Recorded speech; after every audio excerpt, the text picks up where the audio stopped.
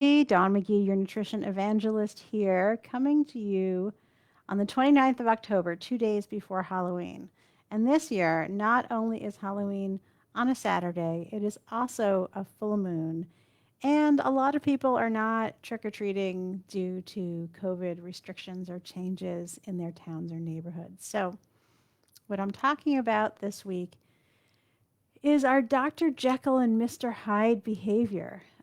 Sometimes when the holidays come around, we can be, you know, on plan, taking super great care of our body and our mind all year round, and then a holiday like Halloween comes around, and all of a sudden we go kind of nuts. There's all this candy in the house, and it's calling to us, and it it says, Dawn, just one can't hurt, right?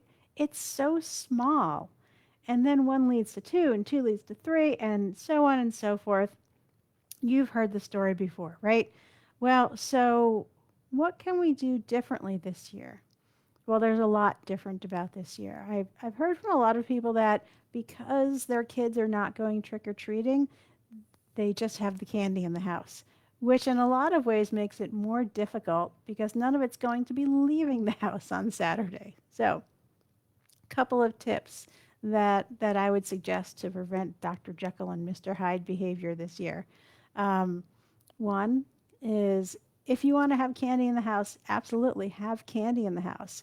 Um, but be intentional, be mindful about how much you're bringing into the house and how much you plan on eating, how much you plan on letting your kids have, because while sure it's a treat, yes, Halloween only comes once a year.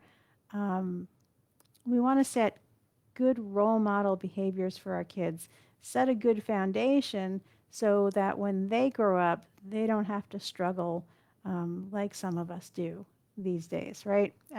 So make sure you're being intentional about what you're bringing into the house and what you plan on eating. Uh, if it's not there, it won't tempt you, right? You're not going to eat it if it's not there. One of the things that I used to love to do is only bring in a certain amount of candy that I really liked, and the rest of it, I said, get stuff that I don't like.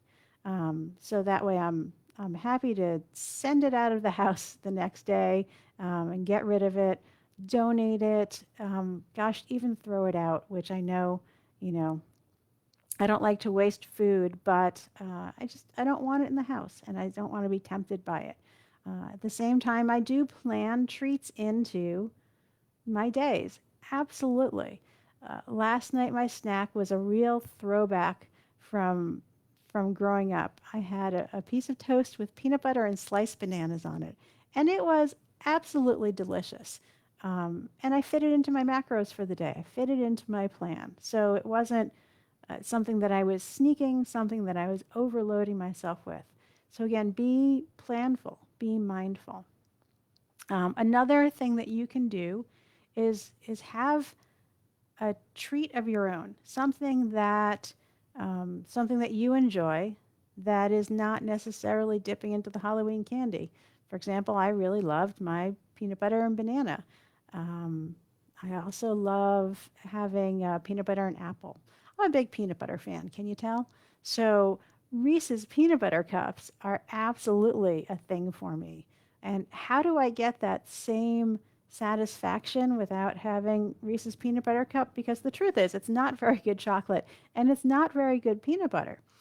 So I can get a chocolate peanut butter satisfaction from making a chocolate shake with powdered peanut butter in it.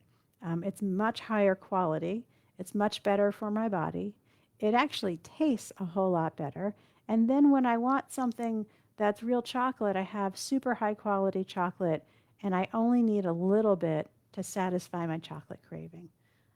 So I hope those tips were helpful to help you get through the Halloween days. Here in Boston, the weather is not super great. It's starting to get chilly. We're supposed to have some snow tomorrow morning.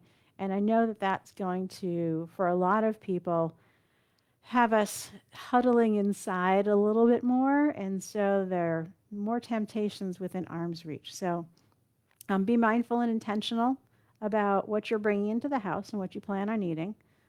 Look at other ways to get your chocolate munchies satisfied, and definitely treat yourself.